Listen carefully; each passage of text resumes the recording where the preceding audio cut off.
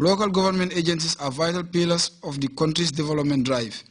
In this light, the tour, as emphasized by several members of the Select Committee, will be very pivotal in addressing concerns through dynamic mechanisms. Modou Bajan, reporting for Grts News. The National Agriculture and Water Management Project, NEMA, recently held a 3-day forum aimed at increasing agricultural productivity and efficiency. As we hear in this report by Rohi Bitey, NEMA is poised to tackle abject poverty. National Agricultural Land and Water Management Project is to be implemented in all regions of the country. The forum is the second such event staged by the project dubbed NEMA, and its main preoccupation was capacity building for farmers. The 40 participants, drawn from across the country, are sharing a forum with officials of the projects and partners to, among other things, critically examine achievements, identify constraints, and the future direction of program implementation. Reduce poverty among rural women and youths manifested in increased access, reduce child malnutrition and hunger are some of the goals of the NEMA project. An endeavor the West Coast region governor said was in line with President Jammeh's drive to develop agriculture in the country. This project is in direct response to the government of the Gambia's formal request to IFAD to lead in the implementation of the Gambia National Agricultural Investment Plan, GNIP, 2011-2015. We all know that the government of the Gambia, through the able leadership of His Excellency the President, Sheikh Professor Haji A.J. Jammeh, places food security very high in its development agenda, as amply manifested by asking us to grow what we eat and eat what we grow.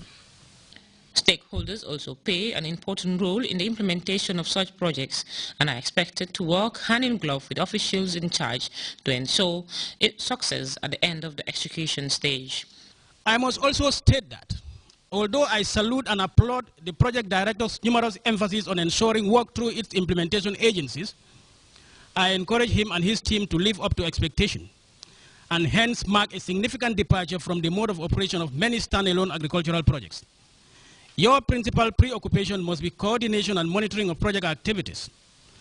In that, you will be able to ensure that the bulk of the resources go to the beneficiaries at the level of the field, and at the same time, avoid unnecessary work overload on the PIU, resulting to unacceptable low levels of meeting project targets, as it has been the suffocating impact on some ill-guided projects. The workshop will help develop a mechanism whereby training materials and sessions will be better synchronized. Lest we forget that where the problems of one service provider ends is where that of another starts.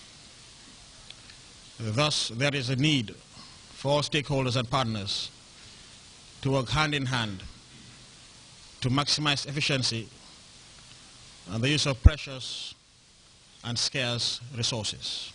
Enhancing food security will take both national vision and local action, strategy and implementation, which must be linked to avoid the dream being a fleeting illusion. Poverty is widespread in rural Gambia, and it seems the women and youth are bearing the brunt of the evil that has so far restricted every effort to banish it beyond our shores. We also agreed that to have a sustainable, food security status, acceptable one, in the long term, we need to emphasize capacity building of our farmers. But now the issue is, there are lots of resources within the projects in the Ministry of Agriculture that are made available to particularly the Department of Agriculture for capacity building of our farmers and extension workers.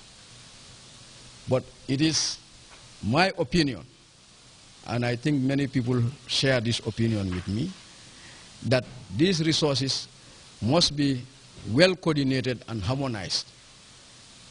Otherwise, we would not have the desired objectives of building the capacity of the farmers.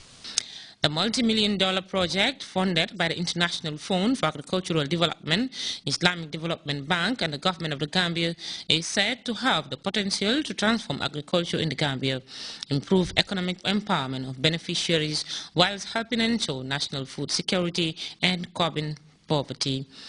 Rahibite, GRTS News. Russia and Ukraine's military maneuvers is prompting U.S. President Barack Obama to invite Ukraine's interim prime minister to Washington on Wednesday for talks on ending the conflict in Kiev. And the Libyan government has launched a tirade against rebels calling for a greater autonomy of eastern Libya. We'll be back with these and other stories right after this short break.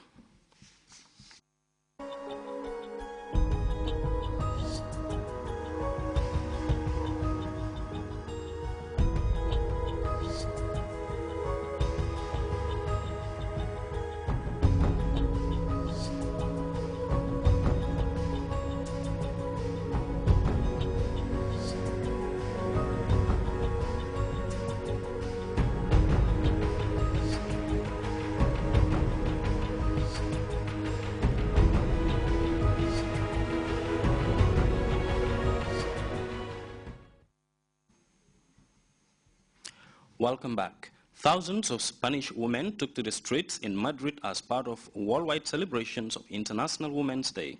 The protesters were demanding equality at work and urged the conservative government to curb abortion rights. And there is no let-up on the standoff between Kiev and Moscow. In an attempt to neutralize the enemy, the Russian Navy sank 2 old merchant ships to prevent Ukraine security forces from entering the Black Sea. We have details of these and other stories with the CFI Roundup. Russian forces blocked the only point of entry into the Black Sea by sinking 2 old merchant ships to prevent the Ukrainian Navy from circulating. The Russian Navy is standing by in a threatening manner by posting 24 ships with Moskva missile launchers at the entry to the Black Sea. Meanwhile, 54 foreign observers from the OSCE turned away from trying to enter Crimea on Saturday after warning shots were fired as they approached. It's their 3rd attempt to enter Crimea. An international search effort to find a Malaysia Airlines plane that disappeared Saturday from radar screens somewhere between Malaysia's east coast and southern Vietnam continues. Oil slicks were spotted in seas near the plane's last known position. It was carrying 227 passengers from 13 different nationalities and 12 crew members. The airline is notifying the next of kin in a sign it expected the worst. Afghan Vice President Marshal Mohammad Qasim Fahim, formerly one of the country's much feared warlords, died of natural causes Sunday at the age of 56. Fahim served as a close advisor to Commander Massoud during the anti-Soviet fight and civil war against the Taliban.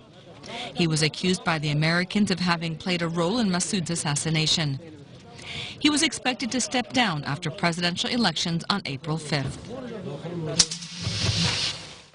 Thousands of people rallied in several Spanish cities Saturday to mark International Women's Day with noisy demonstrations for equality at work and also against the government's bid to curb abortion rights. The conservative government plans to end a woman's right to abortion on demand up to 14 weeks of pregnancy. The reform has yet to reach the parliament for a vote.